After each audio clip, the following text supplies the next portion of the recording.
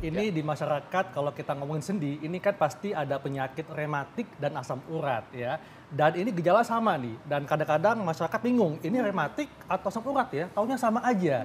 Ya. Punya persepsi sendiri ya Betul. tentang perbedaan dari asam urat dan rematik. Iya. Tapi kita juga punya mitos atau fakta nih yang sering beredar di masyarakat. Ini yang pertama, asam urat dan rematik adalah penyakit pada bagian persendian. Mitos atau fakta ini, Dok? Baik, kita lurusin sedikit ya. Iya, Dok. Tadi ada tayangan tentang rematik, tapi ada tayangan tentang artritis reumatoid. Oke. Jadi rematik itu sebenarnya nama besar satu kelompok penyakit. Nah, kalau artritis reumatoid, betul itu satu penyakit. Iya. Mungkin nanti yang ditanya itu ada bedanya artritis reumatoid sama Asam asam urat. Iya. Asam urat yang menyebabkan sendi ya. Iya. Dua-duanya memang kena sendi, betul. Tadi pertanyaannya gitu ya. Iya, Jadi fakta faktanya berarti ya, Dok? betul bahwa memang dua-duanya penyakit pada sendi. Betul. Gitu. Oke, ini fakta dok ya. Fakta, Jadi sama-sama itu. menyerang sendi. Nah, tapi dok, penyakit asam urat ini berbeda dengan asam urat kan dok ya? Penyakit rematik ini? Penyakit rematik asam urat Iya. berbeda sama dengan rheumatoid arthritis. rheumatoid maksudnya. arthritis. Iya, beda. Beda ya? Perbedaannya satu penyebabnya. Iya. Kalau rematik asam urat atau kita sebut sebagai artritis gout, Iya. gitu ya, itu penyebabnya adalah timbunan kristal asam urat. Iya. Kemudian kalau yang artritis rheumatoid itu penyebabnya adalah autoimun. Penyakit autoimun ini apa dok? Mungkin bisa Pak Penyakit disampaikan autoimun kepada itu masyarakat. adalah kondisi di mana sistem imunnya itu salah mengenali tubuhnya sendiri. Oke. Dia justru menyerang bagian tubuhnya sendiri. Pada artritis rheumatoid yang dominan diserang adalah sendi. Sendi. Gitu. Jadi penyebabnya sangat jauh berbeda. Beda ya? Iya. Oke. Dok, ini juga mungkin masyarakat taunya dok ya, kalau mengkonsumsi makanan yang sayuran hijau, ini dapat menyebabkan penyakit asam urat. Ini fakta atau mitos nih dok? Sebenarnya itu pemahaman yang kira-kira 10-20 tahun yang lalu ya. Iya. Tapi masih nih dok sampai sekarang Betul, nih, Dok. betul. Bahkan kasihan kadang-kadang bukan penyakit rematik asam urat juga nggak boleh hijau-hijauan. Ini salah lagi iya. gitu kan. Jadi selain penyakit rematik asam urat, penyakit rematik yang lain tidak ada hubungannya sama makanan, termasuk sayur-sayuran. Jadi tidak ada batasan untuk makanan. Tapi untuk penyakit rematik asam urat sendiri pun sebenarnya banyak studi yang menunjukkan bahwa bahan-bahan seperti sayuran dan kacang-kacangan itu tidak 100% menyebabkan peningkatan kadar asam urat. Jadi masih bisa dikonsumsi dalam jumlah yang tidak berlebihan. Oke. Gitu. Jadi ini mitos dok ya? Ya. Oke. Tapi bagaimana dengan daging dok? Daging merah Iya.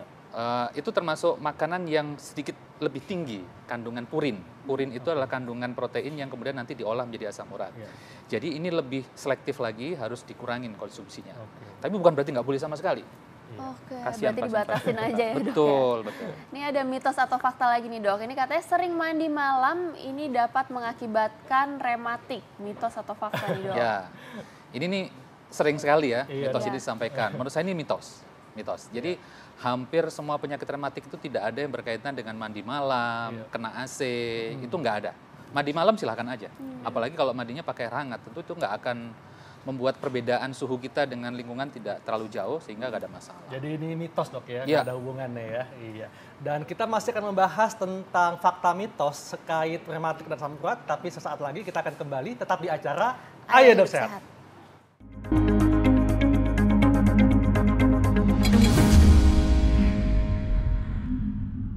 Ngomong-ngomong kita masih ngebahas soal perbedaan dari asam urat dan juga rheumatoid arthritis nih. Dan kita masih punya mitos atau fakta nih.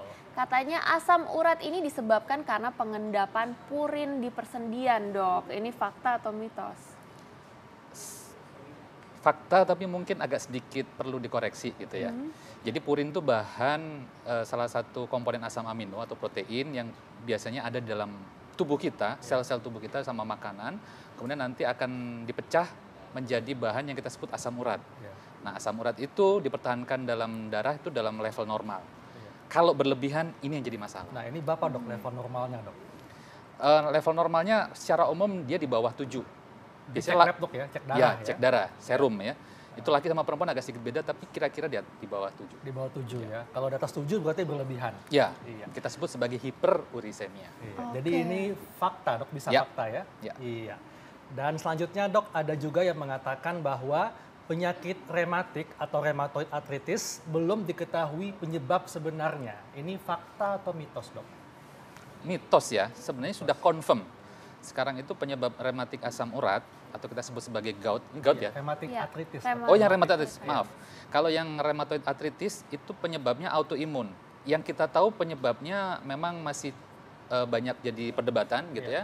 Yang pasti pokoknya sistem imunnya ada yang salah tadi. Sehingga dia menyerang sendi. Diduga ada faktor genetik. Faktor genetik. Kemudian yang diduga lagi ada faktor infeksi yang memicu orang itu kemudian mengalami rematik artritis tadi ya. Jadi memang sudah ada sejumlah penyebabnya dok ya yang diketahui. Oke, ini dok, bener atau enggak sih dok katanya kalau misalnya rasa sakit pada asam urat nih dok, ini lebih sakit dibandingkan dengan sakit rematik dok. Fakta atau mitos nih? Betul, itu fakta. Jadi rematik asam urat tadi ya. Rematik asam urat itu kalau di buku, di textbook itu disebut sebagai the king of the disease. Kalau di bidang kami ya, bidang rematik itu. Karena dia nyerinya luar biasa. Nggak ada yang lebih nyeri daripada rematik asam urat. Oleh karena itu justru salah kalau kemudian ada yang pegel-pegel saja dibilangnya asam urat. Enggak.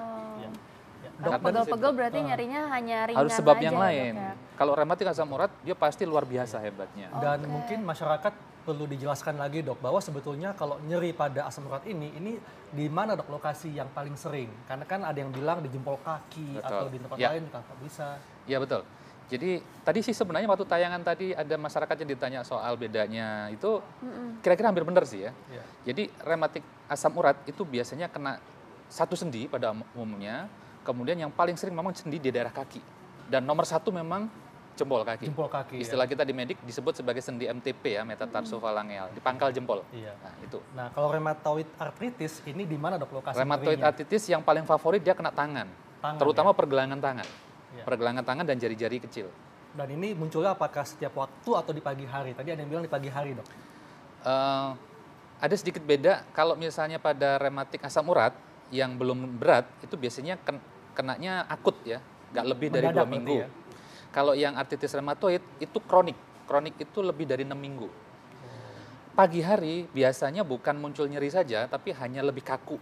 Kalau pada rematik artritis. Nanti kalau sudah digerak-gerakkan dia akan reda, tapi bukan berarti hilang. Masih tetap ada, tapi reda, lebih lembek, nggak terlalu kaku gitu. Oke, ini dok masih ada lagi nih mitos atau fakta nih dok. Katanya asam urat dan rematik ini lebih banyak menyerang perempuan dok. Fakta atau mitos? Yang artritis rheumatoid dulu ya. Artritis rheumatoid betul lebih banyak perempuan. Kira-kira perbandingannya 3 dibanding 1 laki-laki. Kalau rematik asam urat itu hampir seimbang antara laki sama perempuan, tapi pada dewasa muda itu lebih sering kena ke laki-laki. Oke, berarti ini mitos ya dok ya?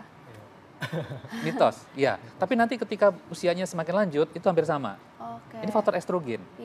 Estrogen itu mempengaruhi asam urat. Kalau punya estrogen, maka dia asam uratnya itu dibuang dengan lebih lancar. Nanti kalau estrogennya sudah drop pada mereka yang menopause, nah ini mulai naik nih.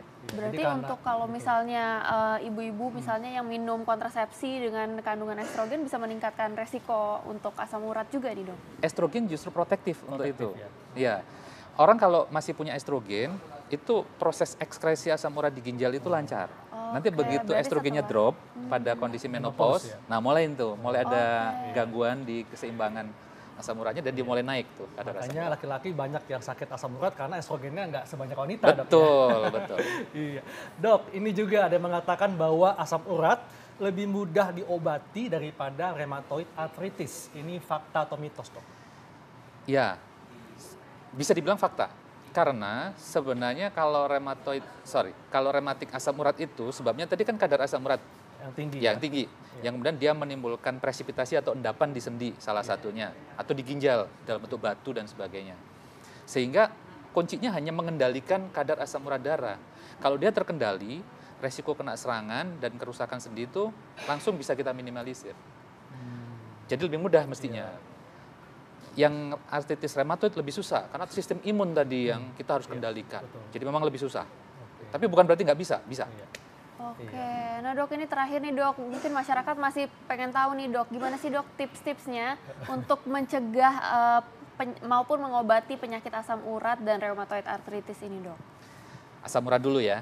Iya. Kalau asam urat, kalau memang belum mempunyai penyakit ini sebenarnya sih tidak ada trik khusus.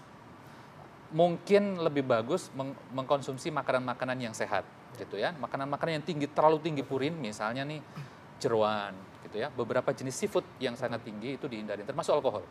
Ya. Tapi kalau sudah menderita, maka itu semua harus diatur. Semua yang meningkatkan kadar asam urat dalam level yang sangat tinggi itu dihindari. Tadi seperti daging segala macam yang moderate itu masih boleh dikonsumsi tapi dibatasi. Yang sayur-sayuran tadi masih boleh kok, gitu ya. Jangan semua nggak boleh, nanti nggak punya zat gizi yang dikonsumsi. Terus konsumsi obat rutin, karena sebagian besar proses asam urat itu didapat dari proses internal tubuh kita, bukan dari makanan. Sebagian besar. Jadi tetap harus mengkonsumsi obat. Kalau artritis rheumatoid ini tidak ada hubungannya sama makanan, sekali lagi. Jadi nggak ada diet khusus. Yang pasti harus konsumsi obat secara rutin untuk mengendalikan sistem imun yang salah tadi, sehingga dia tenang dan tidak menimbulkan kerusakan di sendi. Harus minum obat secara rutin. Dan tentunya juga mesti olahraga dan atur supaya mencapai berat badan yang ideal, Dok ya. Berat badan ideal betul, terutama berkaitan sama asam urat tadi. Kalau untuk artritis rheumatoid dan asam urat ini untuk olahraga harus hati-hati karena sendinya sudah pernah mengalami radang dan nyeri, sebaiknya tidak melakukan olahraga yang high impact, banyak benturan ke Contohnya sendi. kayak apa, Dok? Kayak lari ya? Lari itu sebaiknya dihindarin karena resiko cedera dan kerusakan cartilage-nya itu besar. Nah, kalau main futsal, Dok, mungkin masyarakat nih masih suka main futsal di usia aja 35 tahun, tapi ternyata ada rematik juga atau asam urat gimana? Kalau seperti saya katakan tadi karena sudah pernah mengalami kerusakan di sendinya, radang di sendinya, sebaiknya tidak. Gitu ya. Jadi Harus hati-hati bersepeda, berenang itu jauh lebih bagus. Lebih baik ya. Oke, baik. Terima kasih banyak, Sama-sama, Dokter Rudi, yuk. informasinya. Nah,